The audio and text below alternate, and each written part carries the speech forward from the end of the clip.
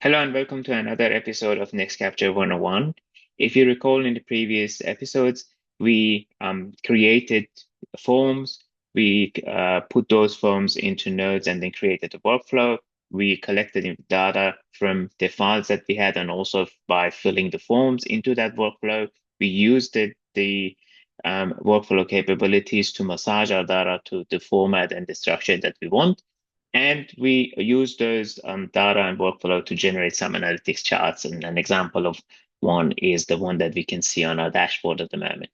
Today, we're going to see how we can generate reports, live reports, that is, and then bring all those charts that we have and we actually can create in our workflows into reports and then use them for live reporting purposes. So as a quick recap, so in the artist demo, we actually created this workflow and we started collecting data. And then from that data, we had two charts that we created for gender. And then let's just assume that we're going to create a report about gender equality for the artists as a hypothetical report. So we just go to report section, click on create report. The interface here is very similar to how we actually generated forms and how we generated forms in the first episode. So for example, I can have a title, how to call it,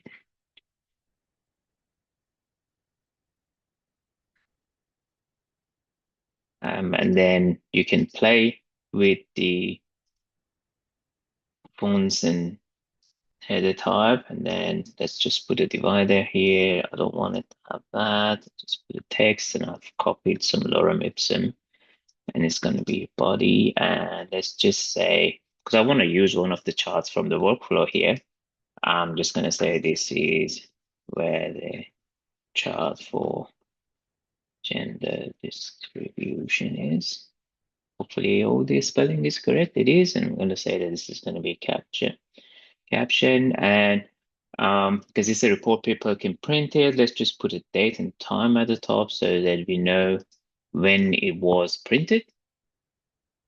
And at every point in time, actually, this shows us what time it was that it actually had printed because it's going to be live, and there is a possibility that the data in the charts it's going to be different.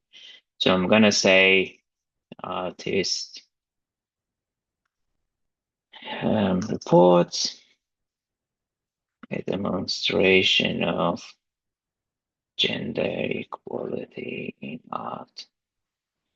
Is it art? Is it music? Let's just say art in general. Back, and I think I'm done with the basic structure of my report, so I'm going to save it. You can have a look at it and preview, and then it's just fairly simple. There's no chart in it, nothing. But then if I go to my reports, you're going to see that I actually have a report that's sitting here as a draft, which means that I'm the only one that can see it. I haven't shared it. I haven't published it to my organization, so nobody else can see it yet. Let's just finish it, and then we can publish it so that everybody else in the organization can see it. I know that I have a chart in this workflow that I want to use, and that's this one.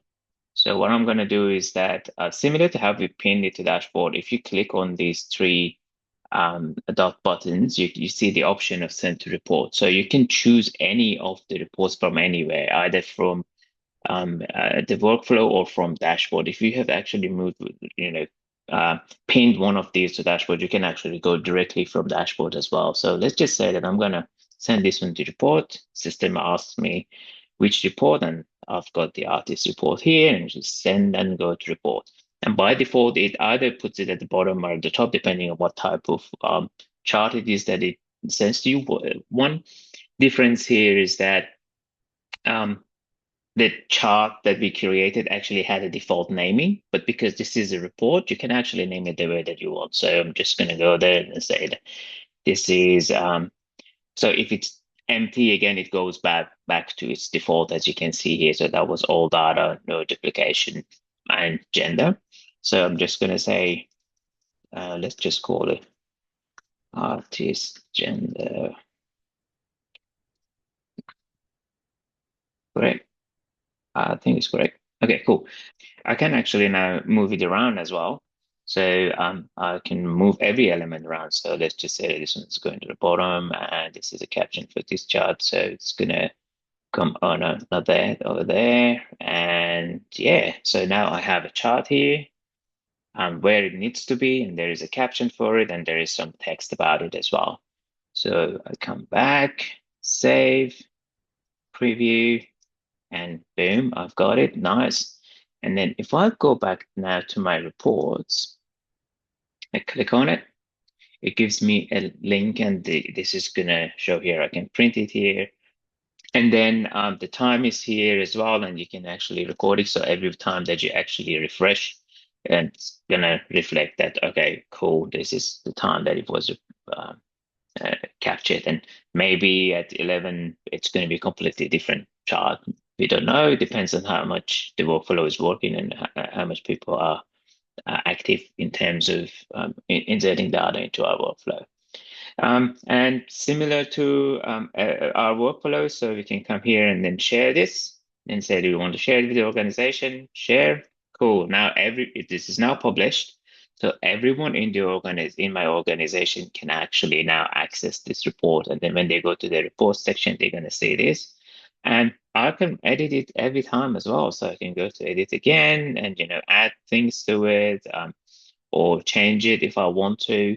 And I can even go and add other charts to it. So you can see that I've got one report here. I can even go to my other workflows. And then if I have, say, for example, in this workflow, I have this chart, I can even send this chart to my workflow. So for example, if you look at this, and you're going to see that there's another chart here. So you can see that the report could actually use charts from multiple workflows, right? And then you can actually have 10 workflows, but only 2 reports, because those 10 workflows are used to generate data for the number of reports that you have and for your KPIs. And the system would actually let you use it the way that you actually envision using your reports. And everything here is again live, regardless of which workflow it is coming from. And as the data gets inserted into workflows, obviously all the charts get updated, and then you will have a live reporting capability out of the box with these reporting in NexCapture. And that's generating reports in NexCapture. See you in the next one.